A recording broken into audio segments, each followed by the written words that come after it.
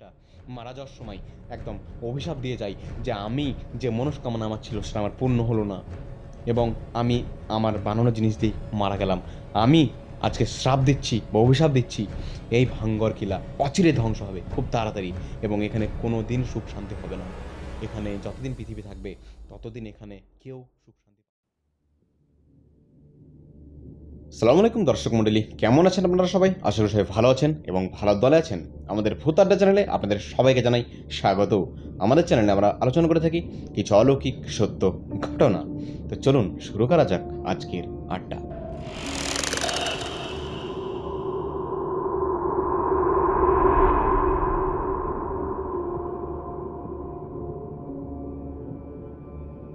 এক সময় যেখানে প্রচুর লোকের বসবাস ছিল সেখানে ছিল এক রাজত্ব, এবং আজকে সেই জায়গা একদম জনমানবহীন, সেখানে কেউ থাকে না। এবং সেই জায়গার আশেপাশেও যারা বসবাস করত তারাও কিন্তু এই জায়গার হন্টেড এবং হরার হওয়ার কারণে এবং ভৌতিক ঘটনার কারণে সেই জায়গা থেকে তারা সরে গেছে অন্য জায়গায়। সে আশেপাশেও কিন্তু আর কেউ থাকে না। আমরা আজকে কথা বলবো রাজস্থানের ভানগড় কিলা নিয়ে। ভানগড় কিলায় কি হয়েছিল, এখানে কি অলৌকিক ঘটনা ঘটেছিল, কি রহস্যময় ঘটনা এখনও মানুষ দেখতে পায়, সে সমস্ত ঘটনা আজকে আমরা তুলে ধরবো। তো আজকে গল্পটি শুরু করবে বা ঘটনাটি শুরু করবে ইব্রাহিম ভাই। তো ইব্রাহিম ভাই, আসসালামু আলাইকুম। ওয়ালাইকুম আসসালাম। তো ইব্রাহিম ভাই, তুমি যদি শুরু করো আজকের ঘটনাটি ভানগড় কিলা সম্বন্ধে একদম তোমার ভাষায়। দর্শক মণ্ডলী, ভারতবর্ষের রাজস্থান যেটি কিন্তু পরিচিত লাভ করেছে দুর্গের শহর, যেটাই রাজস্থানকে আমরা বলে থাকি মরুভূমি। সেই মরুভূমির পাশাপাশি কিন্তু এখনও অবধি সেখানে অনেক কিলা বা দুর্গ আছে। সেরকমই একটি দুর্গের কথা আমরা আজকে বলবো। সেই দুর্গের নাম হচ্ছে ভাঙ্গড়। সেই দুর্গটি কিন্তু ভৌতিক একটি দুর্গ এবং সেটি ভারতবর্ষের একটি হন্টেড প্লেস নামে খ্যাত। তো কিছুদিন আগে সেখানে কি হয়েছিল সেই ঘটনাটি বলবো তোমাদেরকে এখন। তো রনি ভাই, 4টি ছেলে কিন্তু সেখানে গিয়েছিল সেই ভৌতিক ঘটনার সাক্ষী হতে, বলতে পারে একরকম সাক্ষী হতে। তারা দেখতে চেয়েছিল যে সেখানে যে ভৌতিক ঘটনাটি আমরা শুনে এসেছি, তো সেটা কি আদৌ সত্যি, আদৌ কি সেখানে সেই ঘটনাগুলি ঘটে, কেন সেখানে সন্ধ্যের পর যা নিষেধ, কেন সেখানে যেতে দেওয়া হয় না। তো সেই সমস্ত কিছু পর্যবেক্ষণ করার জন্য তারা কিন্তু হিরো সাজতে সেখানে গিয়েছিল। প্রথমত সেখানে যেতে দেওয়া হয় না তাদেরকে, কিন্তু তারা ঠিক বুদ্ধি খাটিয়ে 5:30 যখন ঠিক বাজে বিকালবেলায়, তো সেই সময় গার্ডকে তারা রিকোয়েস্ট করে যে আমরা ভিতরে যাব, আমরা দেখবো এখানে কী প্যারানর্মাল অ্যাক্টিভিটি হয়, কী অলৌকিক জিনিস এখানে ঘটে।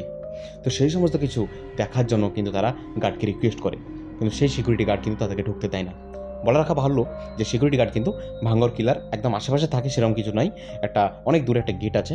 তো সেই গেট দিয়ে কিন্তু সেখানে এন্ট্রি করতে হয়, কারণ গার্ডের নিজের লাইফের একটি ভয় আছে।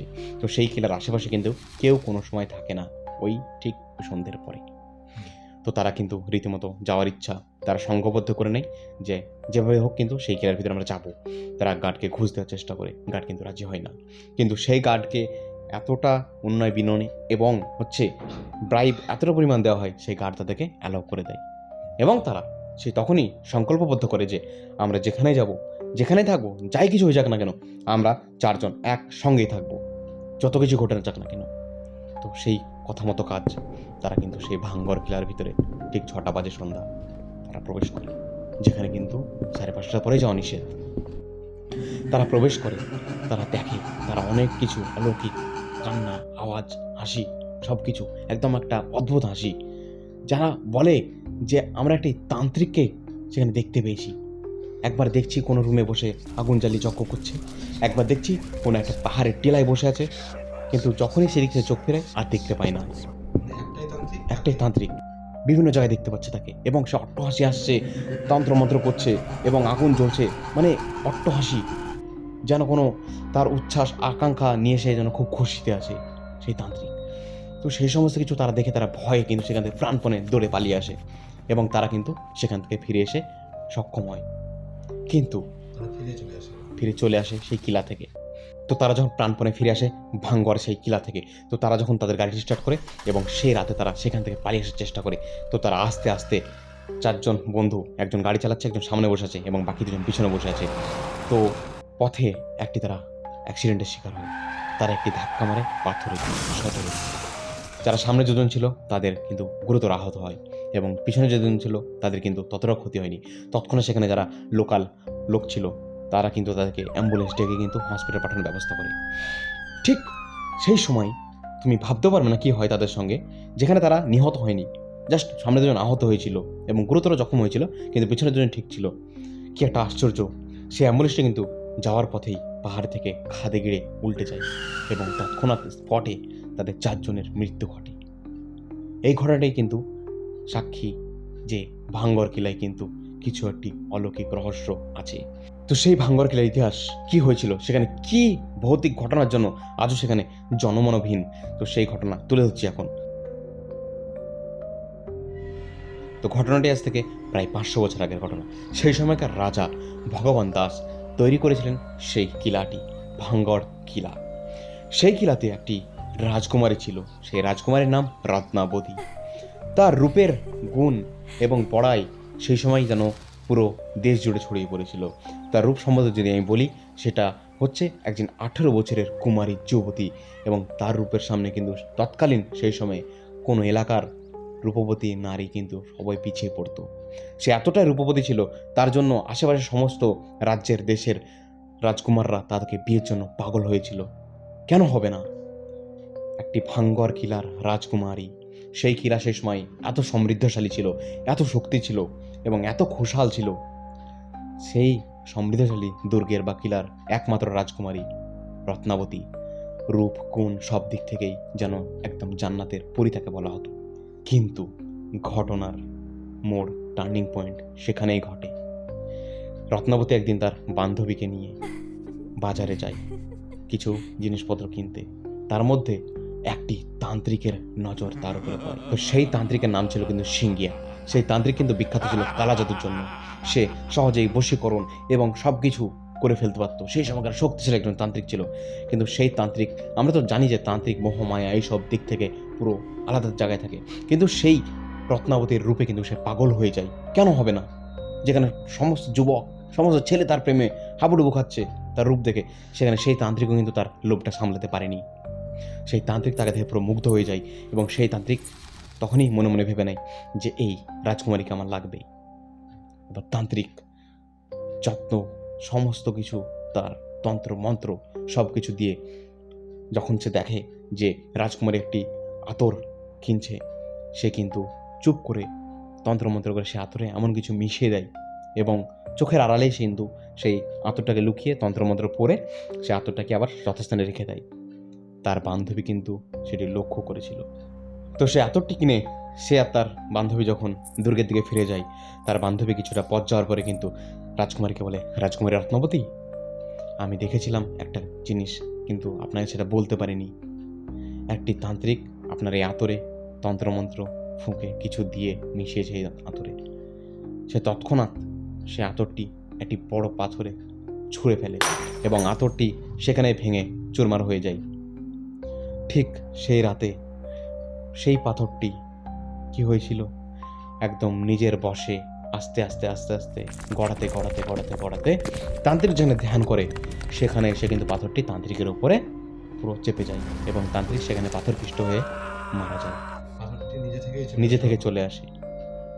সেখানে তান্ত্রিক কি এমন করেছিল এবং সেই পাথরের বোতলটি ভেঙে যাওয়াতে কেন পাথরটি করে আসলো?